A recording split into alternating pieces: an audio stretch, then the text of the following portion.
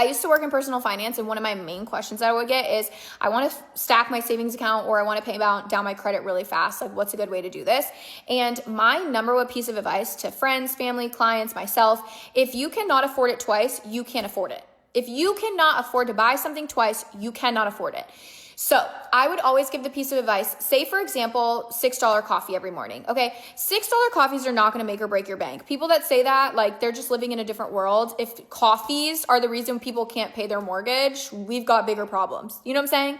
Anyways, so I would always say, for example, it's the principle behind it. If you can afford your $6 drink and a $6 towards your savings account or your credit, depending on what you're choosing to do, you can get the coffee. Where this comes into play is, for example, say you're saving for a new pair of shoes. You really want these new pair of heels. They're $100. So you save the $100 for the heels, and then you save an additional $100 for either your savings account or your credit card bill. By the time comes to go purchase those shoes, now you've worked enough to get 2 pairs of shoes, which is double the work, right? So it's either going to eliminate, now you don't want the shoes because you're like, is it really worth my double the work for these pairs of shoes, or did I just want them for instant gratification? Or if you do end up purchasing the shoes, they mean a lot more to you because you worked a lot harder for them. And I say this with literally everything. Every last thing, like if you can't buy 2 Hydro Jugs, you don't need 1 Hydro Jug.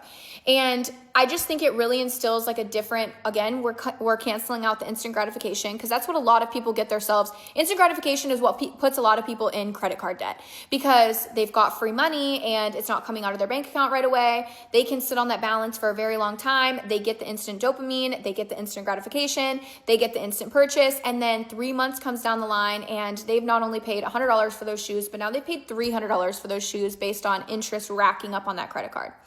So, and then again, that's another great way to also load up your savings account if you're trying to load up your savings account. So you're spending less because, again, you're having to make double before you spend.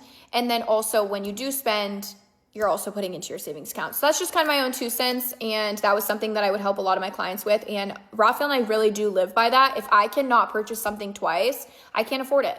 And I really do think about that. And another thing that I also told people is, when you go do the math on what something costs, do the math of like, okay, if it costs $100, divide that by your hourly wage. Say you make $20 an hour. That means it costs you 5 hours of work for that one thing. Is that worth it to you? That's another very, very, very big question. Is this one pair of shoes worth 5 hours of work to me? Let me know if you guys want more. I know that was just like a dump, but